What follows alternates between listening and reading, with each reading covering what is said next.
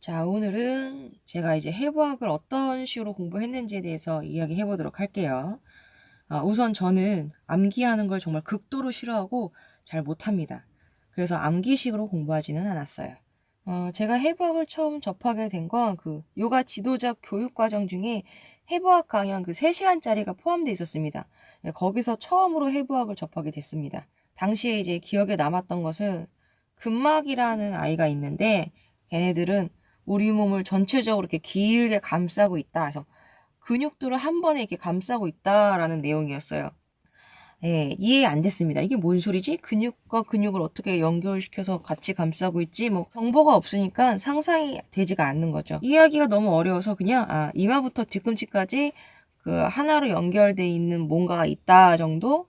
예, 그 정도 알고 근육에 대해서는 복행근, 복사근, 복직근이라는 아이가 복부 쪽에 있는 근육이다 라는 것만 알고 시작을 하게 됐습니다. 당시 강연 내용 중에 이런 내용이 있었어요.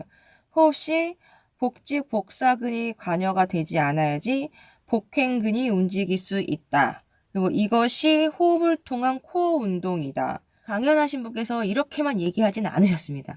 이 내용은 이제 제 기억 속에 남은 내용이라고 생각하시면 될 것 같아요. 그리고 이 말은 제가 기존에 알고 있던 복식 호흡 방식이랑은 완전히 다른 내용이었어요. 호흡을 할 때 복직근이랑 복사근이 관여가 되지 않게 하려면은 배에다가 힘을 줘서는 안 됩니다. 그런데 기존의 복식호흡 방법들은 배에 힘을 줘서 수축시키라는 식의 설명이었단 말이에요. 그러니까 완전히 정반대가 되는 내용이죠. 근데 이게 아는 게 너무 없다 보니까 판단을 할 만한 어떤 기준이 없어서 판단력이 서질 않는 거죠. 그래서 저는 그냥 다 직접 해봤습니다.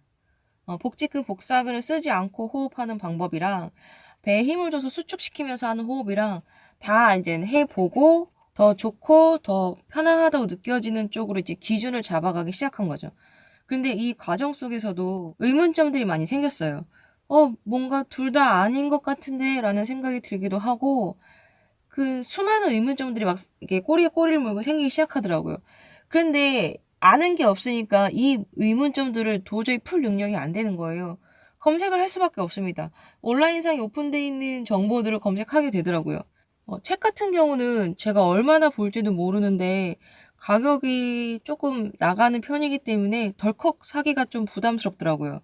저는 환타지 소설 말고는 책을 본 적이 없어요. 드래곤 라자, 퓨처커, 룬의 아이들, 묵향, 극악서생, 그리고 하얀 늑대들. 그것도 재밌었지. 예, 뭐 이런 책들 말고는 5페이지 이상은 넘어가 본 적이 없어요.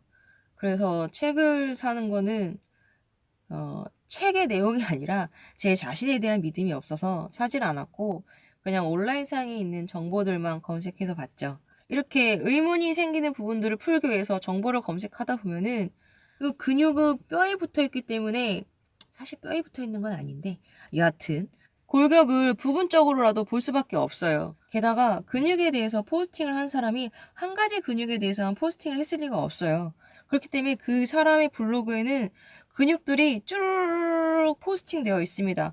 그러니까 다른 근육들에 대해서도 정보를 얻을 수밖에 없게 되는 거죠.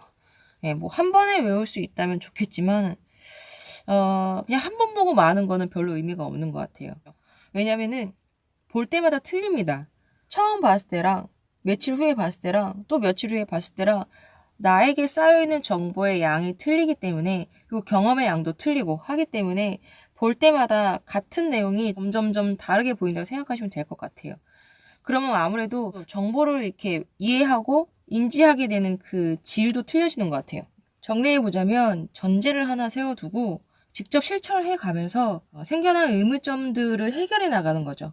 가설을 하나 두고 그것을 증명해가는 방식을 이렇게 꼬리에 꼬리를 물고 반복했다고 보면 될 것 같아요. 어차피 정답은 존재하지 않아요. 특히 인체라는 것에 대해서는 정답이 존재할 수가 없다고 생각합니다.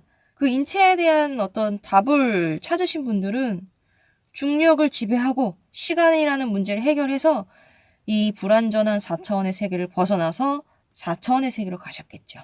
예, 해탈했다는 이야기입니다. 예, 뭐 어쨌든 그 복부에서 횡격막과 폐로 가든 골반 기저근에서 방광과 대둔근 이상근으로 가든 어느 쪽으로 가든 비슷한 시점에서 이제 골격의 형태와 인대 연골이란 것을 공부할 수밖에 없게 되실 거예요.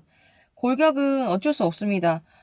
부분적으로라도 많이 그려보시는 게 좋으세요. 부분적으로 그려서 이제 블럭, 퍼즐 맞추듯이 맞춰보는 거죠. 그런 식으로 해서 그 전신 골격을 다 그릴 수 있게 되는 게 가장 좋습니다. 그래야지 이미지 트레이닝 할 때 되게 자유자재로 막 돼요. 연결성도 잘 이어지고. 상지는 날개뼈, 하지는 대퇴골을 이해하지 못하고서는 다음 단계로 넘어가기 어려우실 거예요. 날개뼈를 넘어가면서, 대퇴골을 넘어가면서 관절과 관절의 연결성이 생기기 시작하죠. 관절은 가동 범위를 갖고 있고요. 가동 범위와 가동 범위가 합쳐지면은 굉장히 다양한 가능성이 생길 수가 있죠. 이 가능성을 최소한으로 좁히기 위해서는 골격의 형태를 정확하게 인지하고 있어야 됩니다. 예, 직접 그릴 수 있어야 돼요. 그래서 처음 공부할 때부터 그리면서 하시는 걸 전 좀 추천드려요. 전신 골격을 그릴 수 있게 되면은 거기에다가 중력을 적용시켜 봐야 됩니다. 중력의 흐름이 골격을 어떻게 타고 가는지 이해를 하려고 그러면은 긴장통합체라는 걸 일단은 이해해야 돼요. 그리고 흐름이 있다는 것은 연결성을 갖고 있다는 것이기 때문에 이제 근막에 대해서도 공부를 하셔야죠. 개인적으로 골막이 좀 더 중요하게 여겨지긴 하는데 아직 골막에 대해서까지는 공부를 자세히 하진 못했네요. 만약에 이게 너무 어렵다 하면은 그냥 인체를 보고 시작하셔도 됩니다. 어떤 사람의 외형을 보고 시작하라는 이야기예요. 아무래도 처음에는 바른 인체에 대한 기준이 없기 때문에 변형이 많이 일어난 케이스부터 보기 시작하시면 되세요. 뭐 거북목이 아주 심하다던가 걸음걸이가 조금 굉장히 독특해 보인다던가 뭐 이런 케이스부터 시작하면 됩니다. 그 사람의 증상에 대해서 이제 검색을 해보면서 근육을 하나씩 알아가시면 돼요. 관심을 둘 수 있는 사람이라면 더 좋겠죠. 저 같은 경우는 이제 남자 인체를 볼 기회가 많이 없어서 남자 아이돌의 직캠을 보는 거랑 비슷한 거라고 보시면 될 것 같아요. 전 그런 식으로도 좀 공부를 많이 합니다. 사실 어떤 방법이 좋다고 보기는 어렵고요. 그냥 제 생각에는 나의 흥미를 끊임없이 유발시키고 호기심을 계속해서 자극해 줄 수 있는 방향성을 찾는 게 그게 가장 좋은 것 같아요. 개인적으로는 아이돌 직캠으로 공부하는 거 굉장히 강추합니다. 요즘 직캠들은 화질도 너무 좋고 정말 촬영도 안정적으로 했다고 할까요? 게다가 영상이 한두 번 이렇게 끝나는 게 아니라 되게 많아요.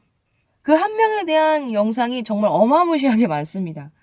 그래서 특징들을 다 볼 수 있고요.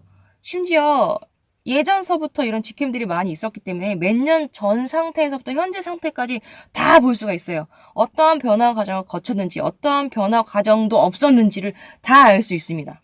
네, 뭐 아이돌이 한두 명도 아니고 케이스도 되게 여러 가지 케이스예요. 같은 증상인데 약간 다른 원인? 뭐 이런 것들도 꽤 많고 그래서 공부하기 좋습니다. 진짜 사람이니까요.